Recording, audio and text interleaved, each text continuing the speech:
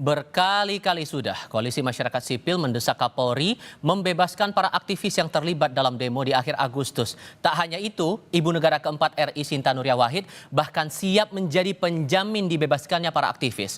Lalu apa yang membuat polisi tak kunjung membebaskan para aktivis pada demo Agustus? Kami diskusikan ini bersama para narasumber. Bergabung saat ini Ketua Penasihat Ahli Polri Ito Sumardi dan Ketua PBHI Julius Ibrani. Selamat sore semuanya dengan Tifal, apa kabar? Selamat Sore, Mbak Tifa. sore, Terima kasih semua sudah bergabung dalam diskusi kali ini. Jenderal. Sore, Mas. Begini Pak Ito, karena kan ini suara dari Koalisi Masyarakat Sipil sudah meminta agar segera dibebaskan para aktivis ini, bahkan jauh sebelumnya Gerakan Nurani Bangsa sudah menyuarakan hal yang sama. Tapi sampai detik ini belum ada upaya pembebasan terhadap para aktivis ini. Apa hal yang mengganjal sebetulnya, Pak?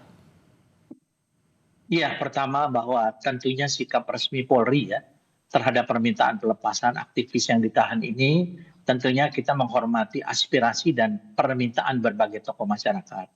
Namun negara kita negara hukum, Mas Tifal, bahwa proses hukum terhadap para aktivis tetap dijalankan secara profesional berdasarkan alat bukti dan pertimbangan penyidik. Namun kan Pak Kapolri sudah mengatakan beliau akan memperhatikan semua permintaan. Tentunya penangguhan penahanan ini pun juga ada persyaratan-persyaratan yang harus dipenuhi terlebih dahulu.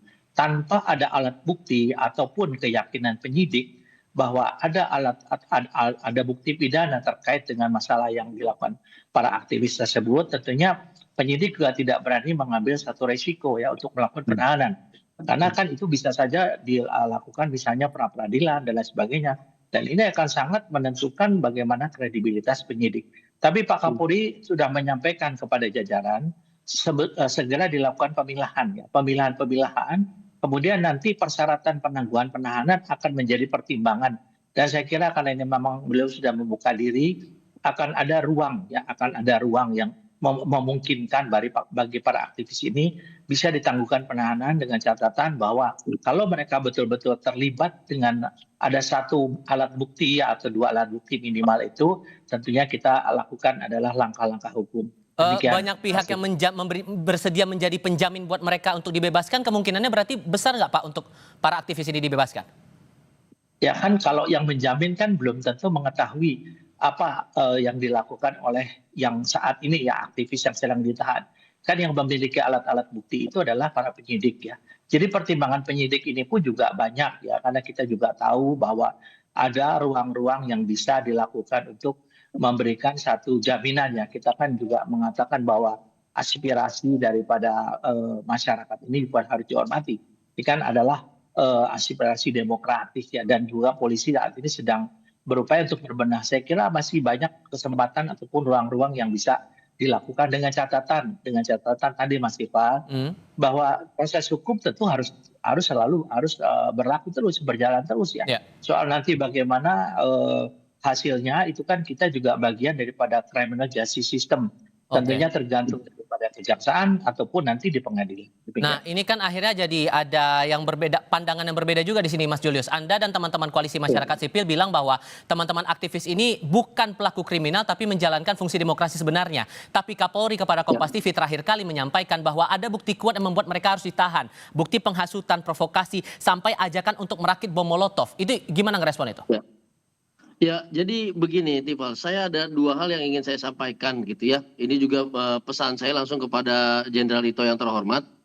Jadi di lapangan, saya sendiri ada di TKP ketika itu, kami melihat ada kelemahan dalam strategi intelijen teman-teman polisi dan juga strategi yang namanya selektif konsep gitu ya. Jadi di lapangan kami melihat ada 4 kelompok yang berbeda, di mana 2 kelompok itu adalah seorang yang bertubuh kekar dan itu bukan sipil biasa, dan kelompok yang kedua adalah kelompok yang memang untuk melancarkan serangan kepada aparat, merusak dan segala macam.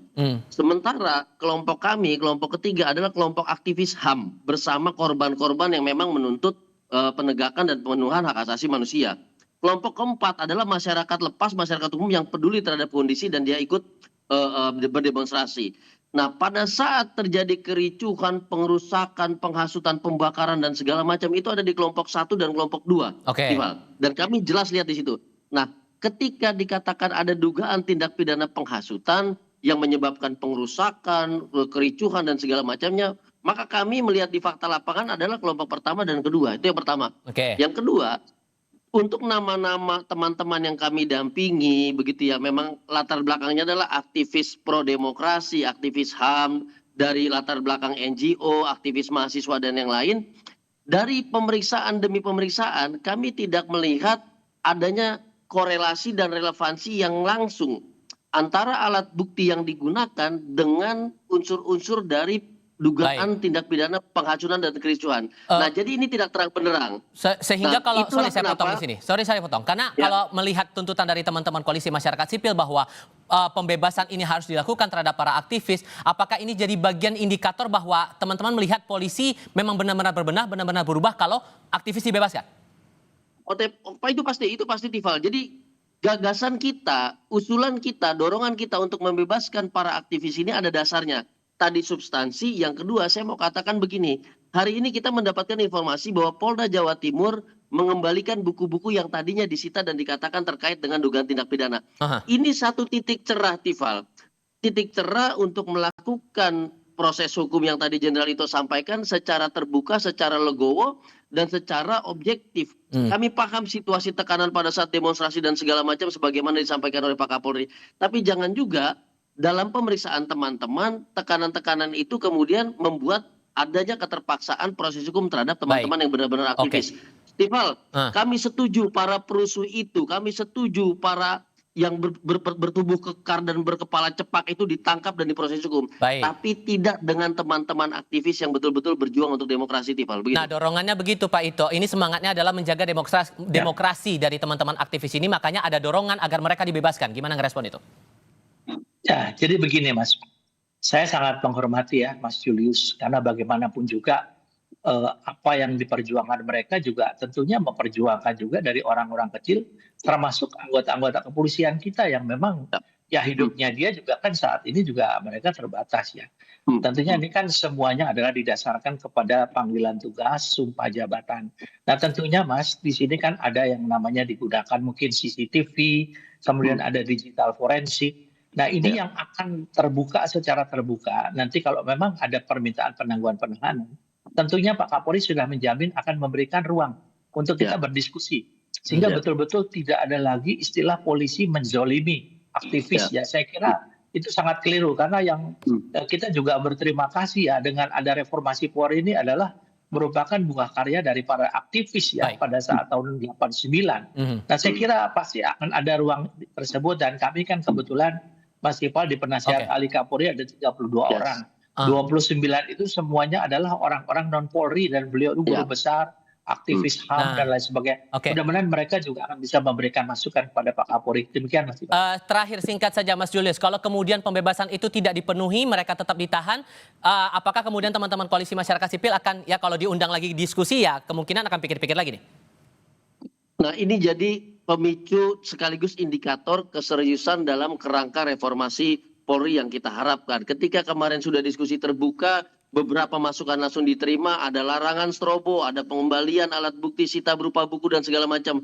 Jadi indikator pembebasan ini bentuk komitmen yang kuat Polri dan sekaligus mengembalikan kepercayaan masyarakat termasuk aktivis kepada Polri 100% Mas Tifal. Itu jaminannya. Baik, Mas Julius, Pak Ito, terima kasih banyak sudah berdiskusi bersama kami. Sehat selalu semuanya. Selamat sore. Ya.